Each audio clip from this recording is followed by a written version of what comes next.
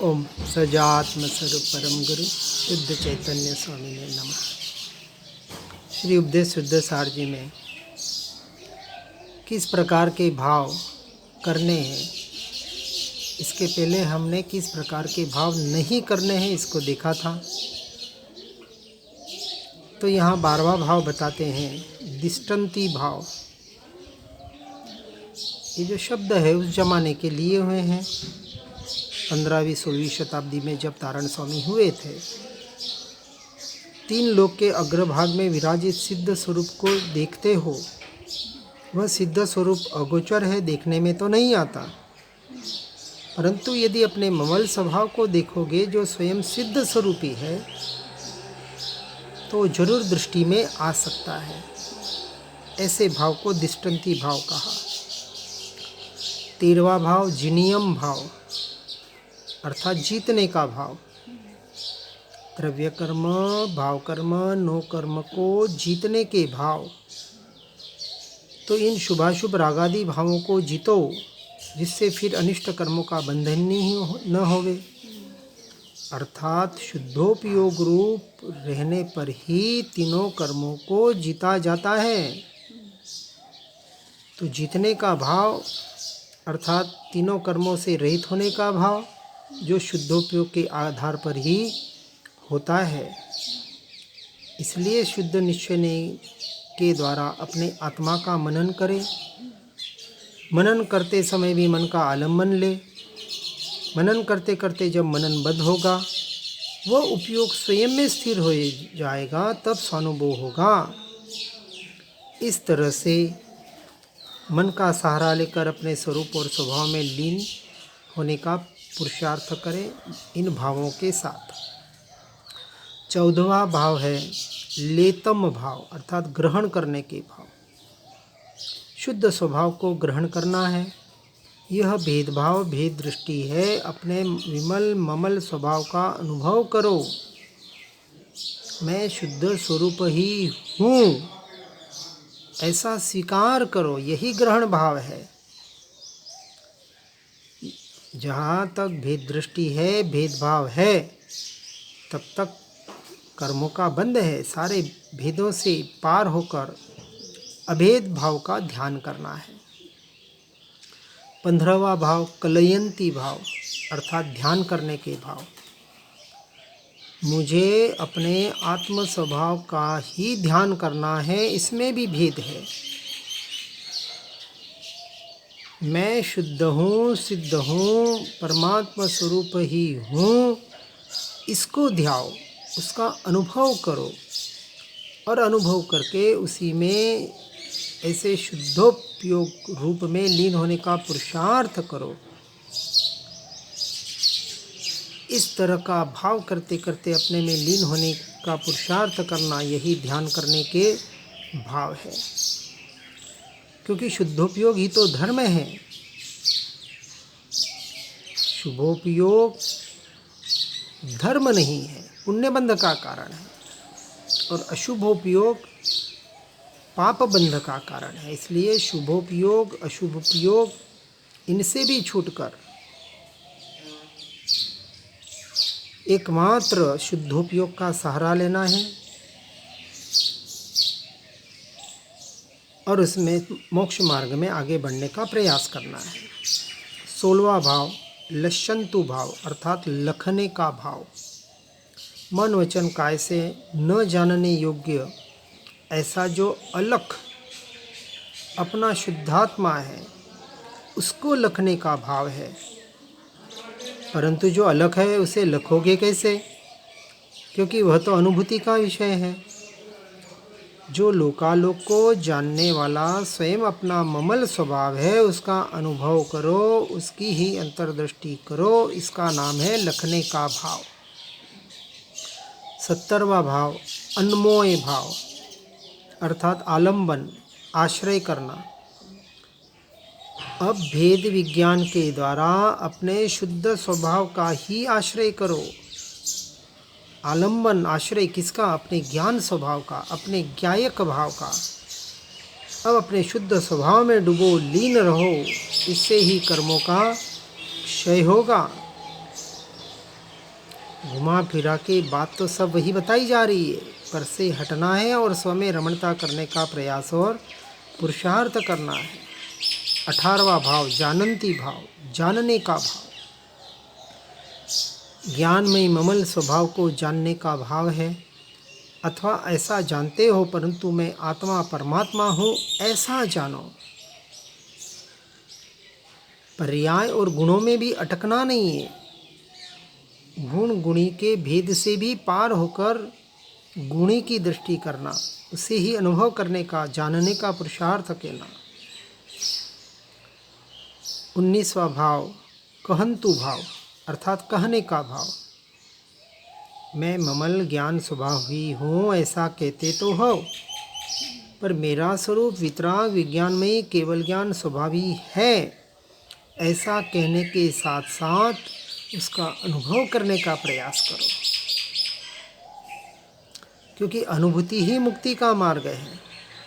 कहना सुनना शुभोपयोग है, पुण्यबंध का कारण है। इसलिए ममल स्वभाव का ध्यान धारण करो और एकमात्र भावों को पकड़कर अपने स्वभाव में आने का निरंतर प्रयास और पुरुषार्थ करो। 20वां भाव अमरेयी भाव, अर्थात अमर होने का भाव। अब हम अमर भये न मरेंगे। मुक्ति मार्ग पर चलकर अमर होना चाहते हो तो अपने ज्ञान स्वभाव की साधना से मुक्ति होती है, तभी अमर हुआ जाता है। मैं अजर अमर अविनाशी ही हूँ, इस स्वीकार भाव से अमर हुआ जाता है, क्योंकि मोक्ष तो आत्मा का परिपूर्ण शुद्ध स्वभाव है। तब उसका साधन उसी स्वभाव की साधना है, आत्मदर्शन है।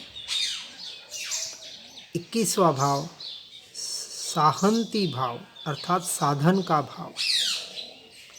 ज्ञान के अभ्यास की साधना करने से क्या लाभ है? मात्र बाहर के क्षेपक्षम ज्ञान की साधना करते रहेंगे तो कभी आत्मा मिलने वाला नहीं है।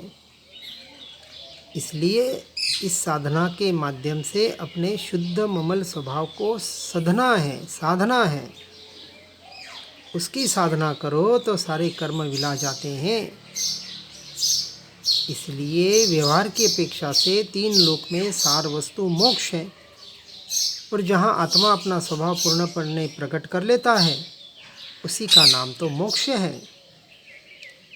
इसलिए आत्मा का ज्ञान स्वभाव में वर्तना, सदा आत्मज्ञान में रहना ही मोक्ष का साधन है। ऐसे साधन के भाव करके इसकी साधना करने का पुरुषार्थ हमें करना है। 22वां भाव पोषंतु भाव, अर्थात पोषने, पालन करने, संभालने के भाव। किसको पोषना है, किसका पालन करना है? भेद विज्ञान का पालन कर रहे हो और अपने विज्ञान घन ममल स्वभाव का इसके साथ साथ पालन करो, उसे संभालो। क्योंकि भेद विज्ञान भी एक क्रिया है, क्रिया में भी अटकना नहीं है। इसके द्वारा धर्म का अर्थात स्वभाव का पोषण करना है, पालना है, संभालना है, अर्थात स्वभाव में स्थिर होने का पुरुषार्थ करना है। 23वां भाव सिद्धंतु भाव, अर्थात सिद्ध करना। साधना से सिद्धि के भाव। किसको सिद्ध करना है? कि कर्मों को क्षय करने की साधना तो कर रहे हो, परंतु अपने सिद्ध स्वरूप को साधना है।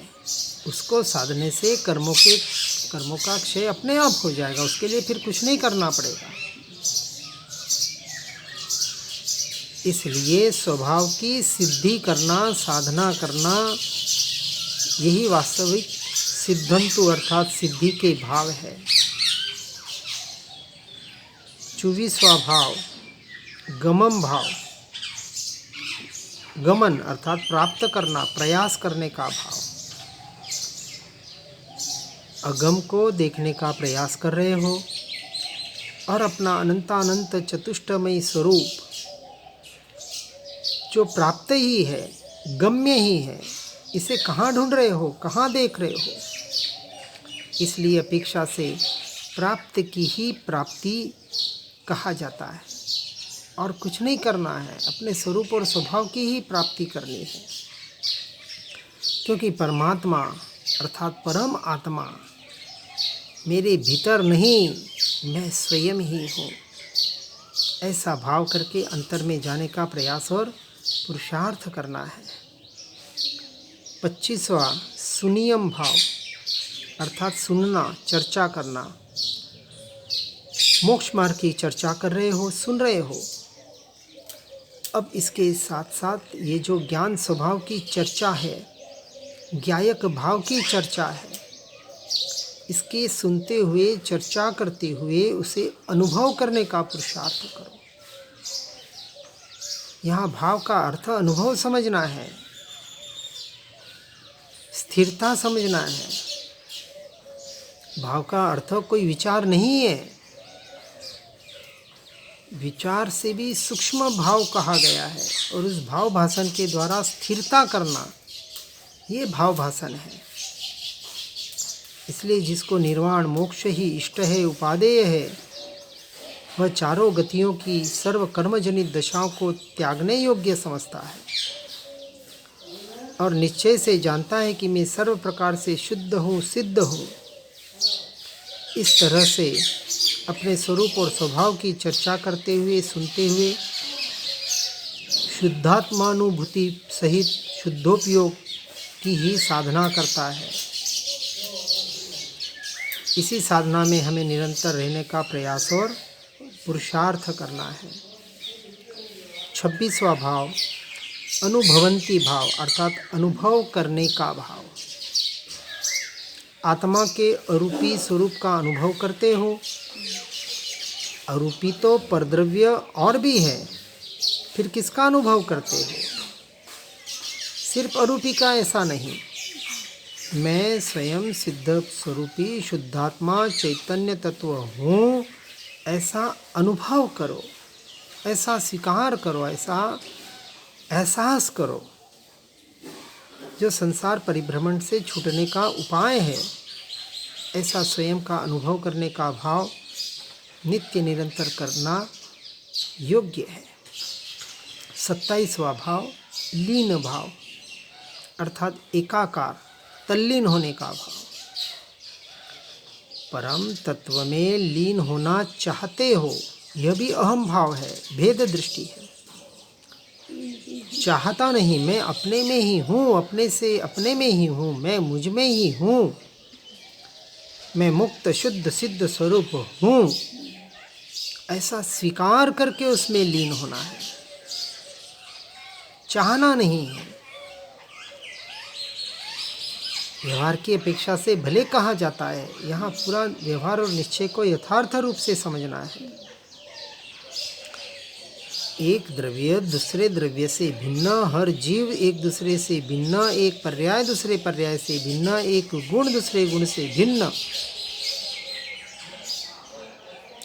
इतनी भिन्नता बताने के बाद इन सारे भेदों से हटना है और अभेद अखंड एक परिपूर्ण ध्रुव तत्व में लीन होने का जो भाव है, यहाँ वीर्य गुण की जो पुरुषार्थ रूपी पर्याय है, यहाँ घटित होती है। और इस पुरुषार्थ के द्वारा अपने में लीन हुआ जाता है। इसलिए ये सारा पढ़ना, सुनना, समझना, साधना लीन होने के लिए ही तो है। और कितने काल के लिए? अनंत काल के लिए लीन होने की साधना है। कुछ 48 मिनट की सामयिक की साधना नहीं है, परमानेंट सामयिक, अनंत काल के लिए, जो 7वें गुणस्थानक से शुरू होती है और अनंत काल तक रहती है। 28वां भाव गह्यम भाव, ग्रहण करने का भाव। मैं आत्मा शुद्ध हूँ, शुद्ध हूँ, इस भाव को तो ग्रहण कर रहे हैं। अब इस भाव का, अपने शुद्ध स्वभाव का स्वरूप का अपने जीवन में ग्रहण करो, अर्थात उसे अपने आचरण में लाओ, उसकी धारणा करो, उसमें दृढ़ होने का पुरुषार्थ करो, शुद्धात्मानुभूति पूर्वक शुद्धोपयोग में रमण करो। यह ग्रहण करने का भाव। 29वां योग साधना करने का भाव। योग की विधि से योग साधना कर रहे हो, अर्थात मन योग, वचन योग, काय योग को तो साध रहे हो, परंतु यह तो पर है, पर की क्रिया है, जड़ की क्रिया है, इसको कैसे साधोगे? इसलिए मेरे योग अर्थात ज्ञान, दर्शन, चारित्र रूपी अनंत गुण, योग अर्थात जोड़ना, इन सब गुणों की यथार्थ आराधना, जोड़ने की आराधना योग साधना का भाव है। स्वयं से जुड़ जाओ, अपने स्वरूप और स्वभाव से जुड़ना ही सच्चा योग है। इसलिए निश्चय से मैं ज्ञान दर्शन से परिपूर्ण रत्नत्रय रूप हूँ, इस तरह से निर्ग्रंथ साधना करने का पुरुषार्थ करना योग साधना है। 30वां भाव मानंतु भाव, अर्थात मानने का भाव। अपने आत्मस्वरूप को मानते हो, स्वीकार कर लिया कि मैं आत्मा हूँ, परंतु जो सब संयोगों से भिन्न, कर्मादि से अलिप्त न्यारा है, ऐसा माना। पर द्रव्य प्रभाव आज दिन तक मुझे छुए तक नहीं, इसे मान्यता को दृढ़ करो और उसके आधार पर अपने शुद्धात्मा का स्वीकार करो। और ऐसे परम आत्मस्वरूप का आश्रय, उसका स्वीकारता और अपने सत्ता स्वरूप की मान्यता, यही मोक्ष मार्ग का आधार है। 31वां भाव रचयंती भाव, अर्थात रचपच जाना, एक मेक हो जाने का भाव। अमूर्तिक अरूपी आत्मस्वरूप में रचना जमना चाहते हो, परंतु जो अविगत अविनाशी अपना सिद्ध स्वरूप है, उसमें रचो, उसमें जमो। इसलिए जो पर्याय गुणों के भेद है, उससे भी हटने की बात यहाँ आ रही है। अपने आत्मस्वरूप को निश्चय से परम शुद्ध शुद्धात्मा परमात्मा मानकर उसमें एक में होना है, उसमें रचपच जाना है। यह 31वां भाव है। 32वां भाव परिणय भाव, अर्थात परिणमन के भाव। शुद्ध आत्मा की परिणति में परिणमन करने के भाव है, तो जो शुद्ध ममल परम पारिणामिक भाव है, उसमें ही परिणमन करो, उसमें ही जमो रमो, यह परिणमन भाव है। 33वां पुरंती भाव, अर्थात परिपूर्ण होने के भाव। निज स्वभाव में लीन होकर पूरे के पूरे कर्मक्षय करना चाहते हो, तो जो परिपूर्ण शुद्ध परम पारिणामिक भाव है, उसमें लीन रहो।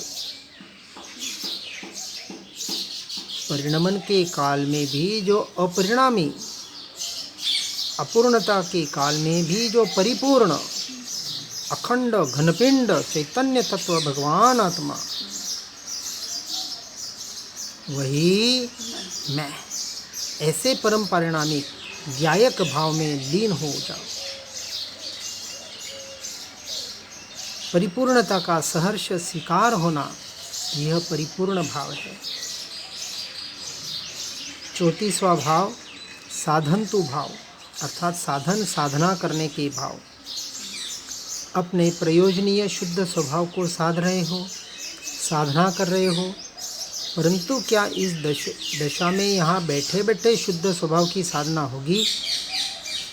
तो उसके लिए पंच ज्ञान परमेष्टि पद को साधो, निर्गंत वितरागी साधु बनो।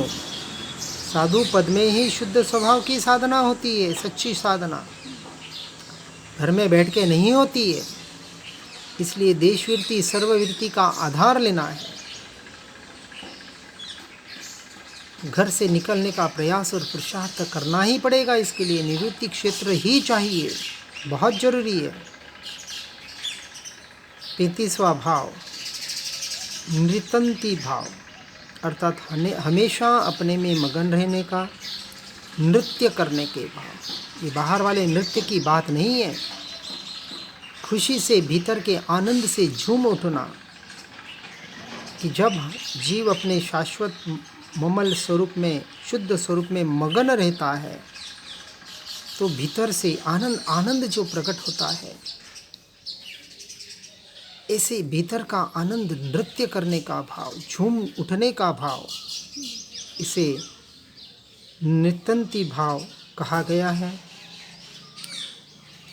भाव का अर्थ जो परिणमन हो रहे, परिणाम हो रहे हैं, ये भाव हैं सारे।